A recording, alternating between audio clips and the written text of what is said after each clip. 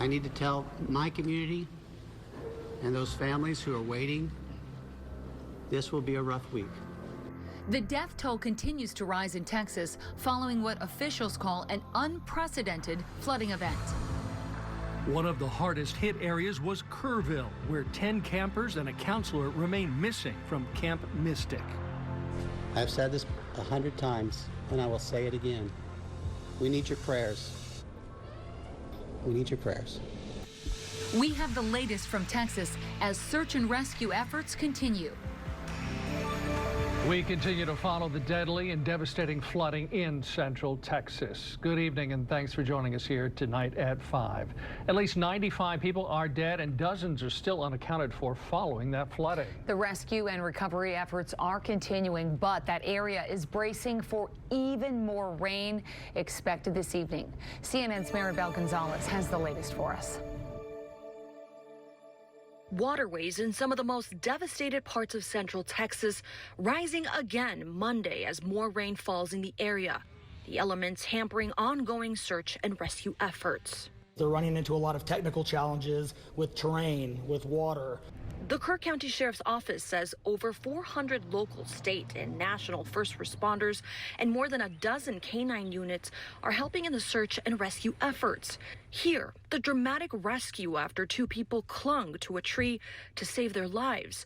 Others in the state, including children, were forced to swim to safety. The flood started getting bigger, and it was going up to, we have bunk beds in our cabins, and it was going up to the top bunk, and we had one choice, and we had to swim out of our cabins. I said a prayer when I was standing on my porch. Both my parents are deceased, and I said, Mom, Dad, God, help. The death toll continues to rise, including 27 campers and counselors from Camp Mystic along the Guadalupe River. I've lost near friends, best friends, my boss, my godchildren. The Hill Country community now questioning if anything could have been done to prevent this tragedy. Everyone here, if we could have warned them, we would have done so. And we didn't even have a warning. While survivors come together in their grief. The outpour of people near, far, it's been incredible. In Kerrville, Texas, I'm Maribel Gonzalez reporting. What made this weekend's flooding so destructive was how quickly rivers overflowed their banks. You can see in this time-lapse video the power of all that flooding. The sped-up video shows water rush in and rise within 30 minutes, overtaking that bridge. This disaster was the worst-case combination of factors for Central Texas. But how did it become such a problem? Fox 11's meteorologist Phil DeCastro bringing us a closer look.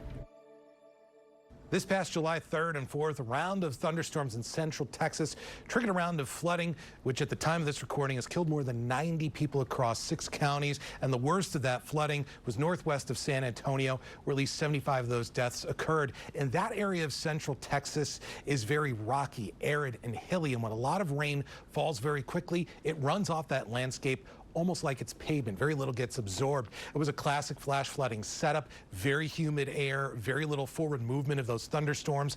Perhaps worst of all was the timing. Thunderstorms developing at night, lasting into the wee hours of the morning when most people are asleep, and you can miss those warnings. This is a look at the radar loop northwest of San Antonio and Kerr County, and look at that thunderstorm just parked there overnight, that dominant cell just sitting there. And across a huge swath of central Texas, at least 2 to 3 inches of rain. And on this color table and in Kerr County, where the worst of that flooding was, the blue indicating at least 10 inches of rain in just 12 hours. That's exactly where Camp Mystic is located. That's the camp where more than 24 campers lost their lives. And just to put in perspective how much water that is, that blue shaded area is about 75 square miles.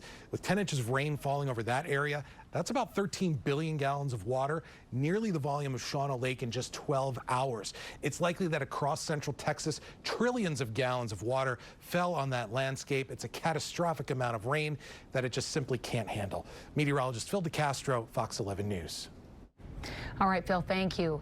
The rain has continued falling in central Texas today. That same area still under a number of flood and flash flood watches and warnings as of this afternoon. Millions across central Texas are continuing to deal with the deadly flooding from this weekend.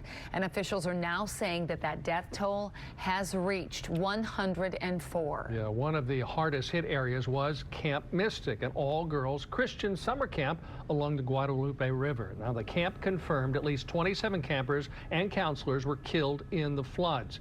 The camp's website said they're grieving the loss while working with state and local authorities.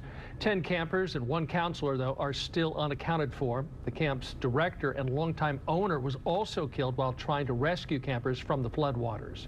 Officials say the heart of Texas is broken. The children, the little girls who were lost at Camp Mystic. That's every parent's nightmare. Every mom and dad. Last week, we were picking up our daughter from camp here in Hunt. Our girls have gone to camp here for a decade. Authorities say the flooding of the Guadalupe River was a once in a 100-year event. Summer camps here in Wisconsin are in full swing. Yeah, while flash flooding, like we saw in Texas, isn't the #1 concern locally, safety of campers, of course, and staff is a top priority. Fox 11's Emily Matesic brings us a closer look at how one Wisconsin camp works to keep everyone safe. Camp Unalaya in Oconto County has about 160 campers, plus 3 dozen staff members on site this week.